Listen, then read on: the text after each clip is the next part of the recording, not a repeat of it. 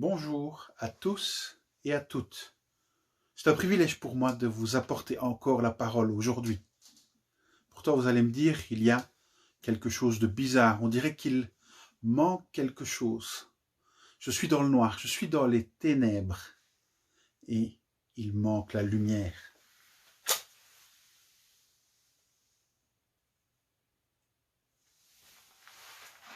Cette lumière est importante. Pour ceux qui ont déjà fait des randonnées de nuit, petit clin d'œil aux Royal Rangers, si vous n'avez pas pris votre lampe de poche, ou si, pire, vous n'avez pas mis de pile dans votre lampe de poche, la marche risque d'être difficile. Et encore plus si le chemin est escarpé. Même si, de nos jours, il nous suffit de pousser sur un interrupteur pour obtenir de la lumière. Cela n'a pas toujours été le cas. Du temps de Jésus, il fallait souvent maintenir la flamme allumée de sa lampe pour ne pas être dans le noir.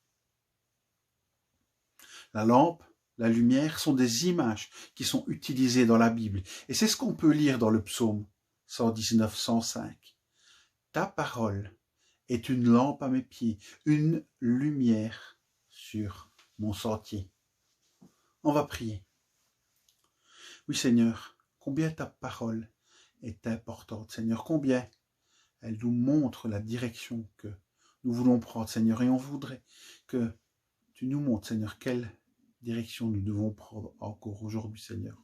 On veut suivre ta lumière, Seigneur, on veut suivre ta parole, on veut être sur ce sentier, Seigneur, qui mène à toi. Amen.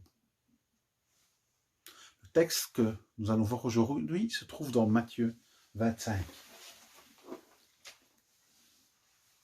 Matthieu 25, nous lirons les versets 1 à 13. Alors, le royaume des cieux sera semblable à 10 vierges qui prirent leurs lampes pour aller à la rencontre de l'époux. 5 d'entre elles étaient folles et 5 sages. Les folles, en prenant leurs lampes, ne prirent pas d'huile avec elles, mais les sages prirent avec elles leurs lampes et de l'huile dans des vases. Comme l'époux tardait, toutes s'assoupirent et s'endormirent. Au milieu de la nuit, il y eut un cri. « Voici l'époux, sortez à sa rencontre !» Alors, toutes ces vierges se levèrent et préparèrent leurs lampes.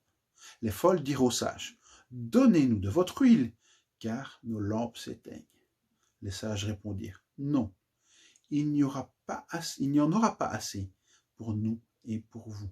Allez plutôt chez ceux qui en vendent et achetez-en pour vous. » Pendant qu'elles allèrent en acheter, l'époux arriva. Celles qui étaient prêtes entrèrent avec lui au festin de noces, et la porte fut fermée. Plus tard, les autres vierges arrivèrent aussi et dirent « Seigneur, Seigneur, ouvre-nous !» Mais il répondit « En vérité, je vous le dis, je ne vous connais pas.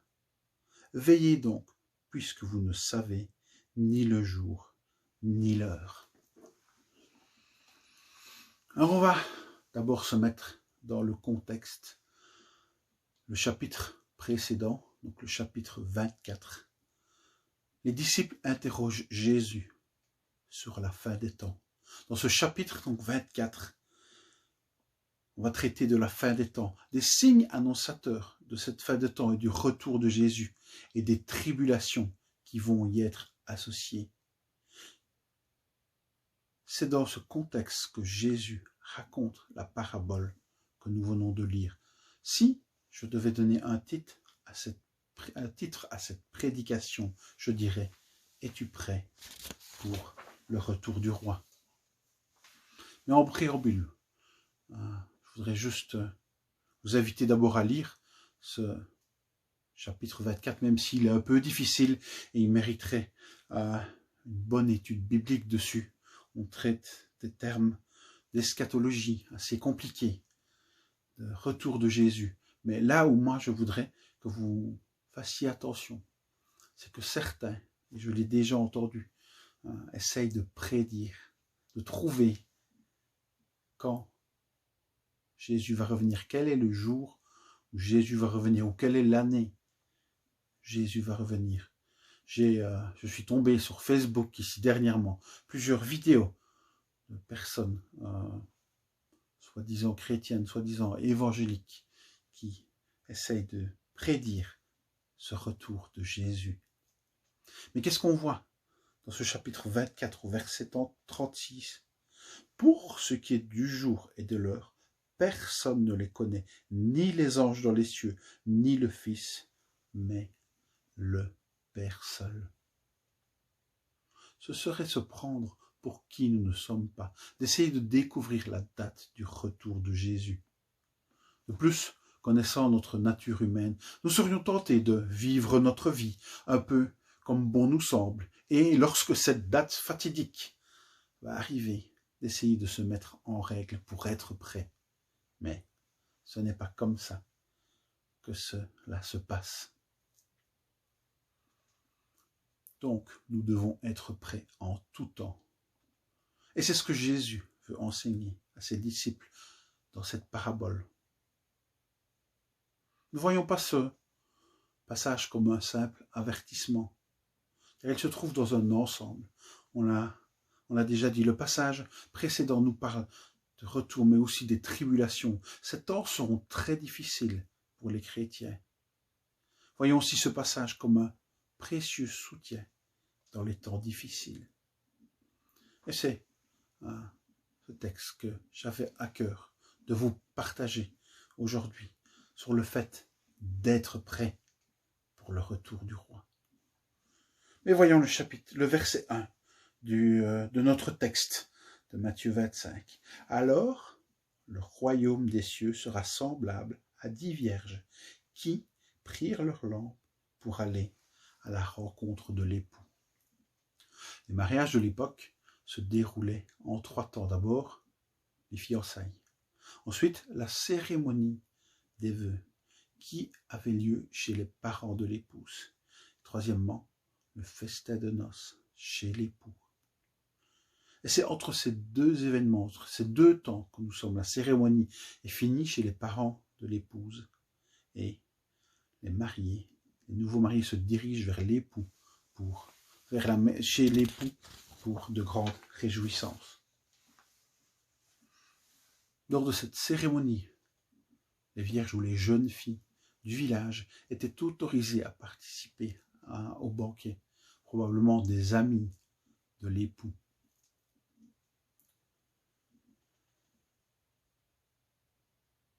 Je ne l'ai pas encore dit, mais Jésus est souvent comparé dans le texte, dans la Bible, à l'époux.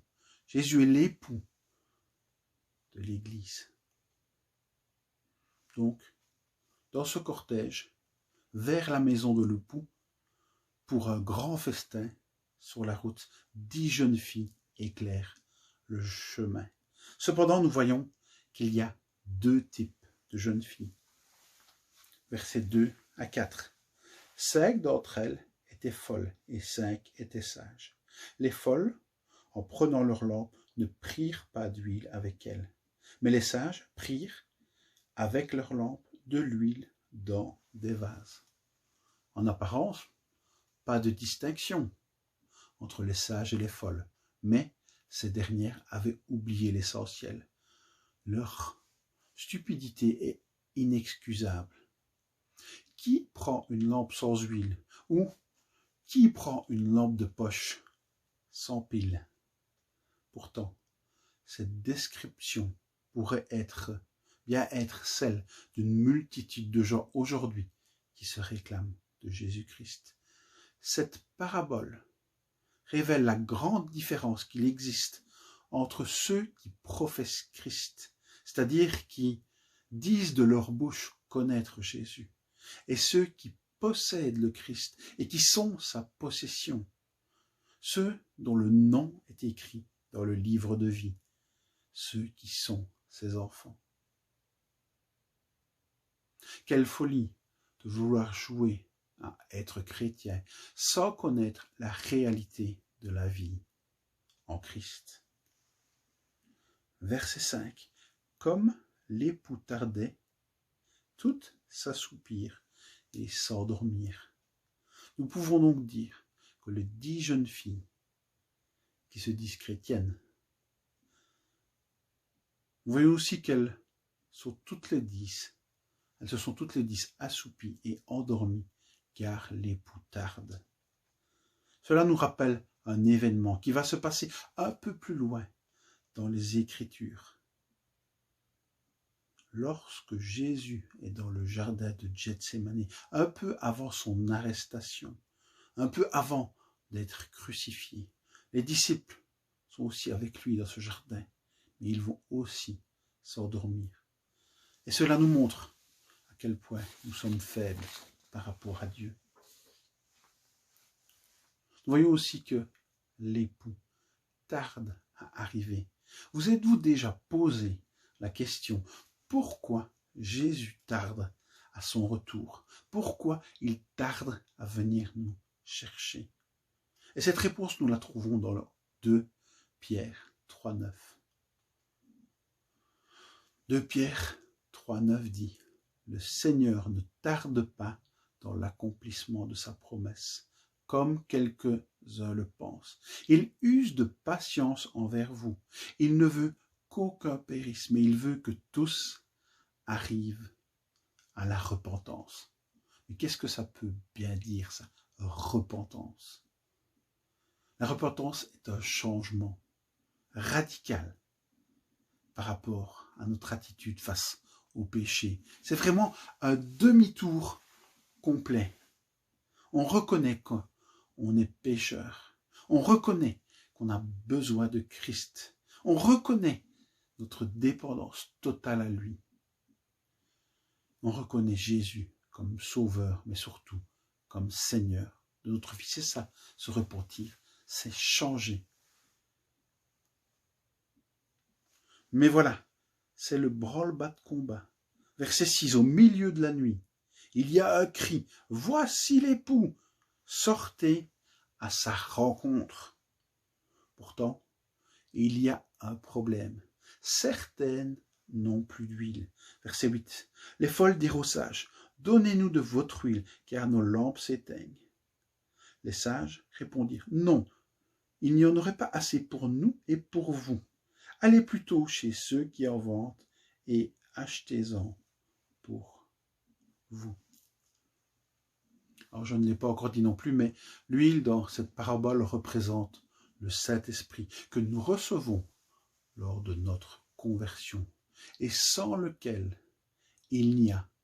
on ne peut ni appartenir à Dieu ni lui plaire. C'est ce que Romains 8, versets 8 et 9 disent. Mais 8, c'est 8 et 9. Or, ceux qui étaient sous l'emprise de la chair ne peuvent pas plaire à Dieu. Pour vous, vous n'êtes plus sous l'emprise de la chair, mais sur celle de l'esprit. Si du moins l'esprit de Dieu habite en vous, si quelqu'un n'a pas l'esprit de Christ, il ne lui appartient pas.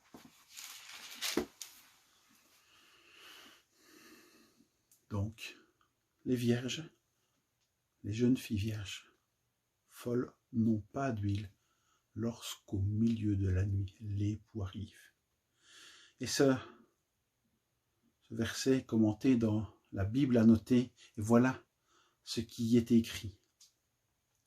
L'impossibilité où sont les vierges sages de donner aux folles de leur huile est dès lors très claire. Car nul homme ne saurait communiquer à un autre les grâces de la foi. L'expérience personnelle d'une vie de sainteté et d'amour, qui sont de nature incommunicable, doivent être acquises par chacun et pour son propre compte. Dieu seul est la source et ce n'est qu'en nous approchant individuellement de lui que que nous pouvons l'acquérir. Fin de citation. Pour résumer, il n'y a qu'un seul chemin pour aller à Dieu. Et c'est Jésus, mort pour nos péchés et ressuscité 3 jours plus tard. Lui, il a vaincu la mort. Lui qui a vaincu la mort peut aussi vaincre le péché. Et ce chemin, c'est personnellement qu'il nous faut l'emprunter. Personne ne peut le faire pour vous. Et si Jésus, l'époux, retarde son retour, c'est pour que toi, qui n'as pas encore pris ce chemin de la repentance, tu puisses le prendre. Oui, toi, qui es derrière ta caméra, derrière ton écran aujourd'hui. Versets 10 et 11. Pendant qu'elles allaient en acheter, l'époux arriva. Celles qui étaient prêtes entrèrent avec lui au festin de noces, et la porte fut fermée.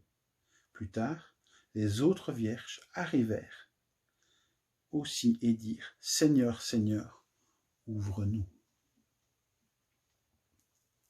Les sages sont maintenant en sécurité. Elles peuvent jouir du festin et de la fête. Mais les folles revinrent. Et là, c'est la stupeur. Les portes sont fermées et elles ne s'ouvriront plus. Mais pour nous, aujourd'hui, les portes sont toujours ouvertes. Il est encore temps de se repentir, de faire demi-tour, de changer. 2 Corinthiens 6,2 dira « C'est maintenant le temps vraiment favorable, car maintenant, c'est le jour du salut. » Qu'est-ce que le jour du salut? C'est le jour où on a reconnu notre péché. C'est le jour où on s'est repenti, où on a fait demi-tour, où on a changé d'attitude. C'est le jour où on a reçu le pardon de nos péchés par le sacrifice de Jésus sur la croix. C'est maintenant, c'est aujourd'hui, le jour du salut. Car un jour, il sera trop tard. Jésus peut se permettre de retarder son retour. Il est Dieu.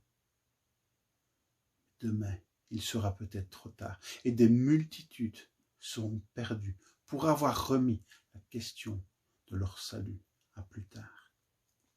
Et regardez ce qui arrive au verset 12. Mais il répondit, « En vérité, je vous le dis, je ne vous connais pas. » Ce sont des paroles, ce sont les paroles les plus effroyables que l'on puisse entendre de la bouche de Jésus. Ces paroles, il les a déjà dit un petit peu plus tôt dans le sermon sur la montagne, dans Matthieu 7, les versets 21 à 23. Quiconque me dit « Seigneur, Seigneur » n'entrera pas forcément dans le royaume des cieux. Hein? Le royaume des cieux, comme on a eu au début de cette parabole, dans notre texte. Mais celui-là seul qui fait la volonté de mon Père qui est dans les cieux. Beaucoup me diront en ce jour-là, « Seigneur, Seigneur, n'est-ce pas en ton nom que nous avons prophétisé, en ton nom que nous avons chassé les démons, en ton nom que nous avons fait des miracles à l'oron. » On peut faire beaucoup de choses dans le nom de Jésus. Mais regardez ce qu'il dit au verset 23. « Alors je le déclarerai, je ne vous ai jamais connu. Retirez-vous de moi, vous qui commettez l'iniquité. » Encore des paroles effroyables, des paroles qu'on n'a pas envie d'entendre de la bouche de Jésus. Alors que faut-il que nous fassions? Il nous faut être prêts. C'est ce que nous dit le verset 13. Veillez donc, puisque vous ne savez ni le jour, ni l'heure. Si je reviens un peu plus tôt, au chapitre 24, le verset 42, il est écrit « Veillez donc, puisque vous ne savez pas quel jour votre Seigneur viendra. » Au verset 44, « C'est pourquoi vous aussi, tenez-vous prêts, car le Fils de l'homme viendra à l'heure où vous n'y pensez pas. » Alors, êtes-vous prêts pour le retour de Jésus? Êtes-vous prêts pour le retour de l'époux?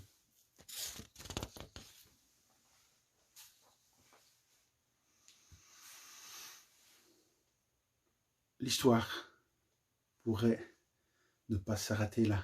La parabole suivante, qui est en lien aussi avec le texte que nous avons vu avant, est la parabole des talents. Cette parabole, elle nous invite à nous mettre à l'œuvre, à travailler pour Christ. On a reçu des capacités et il nous faut les mettre au service de notre Sauveur et Seigneur.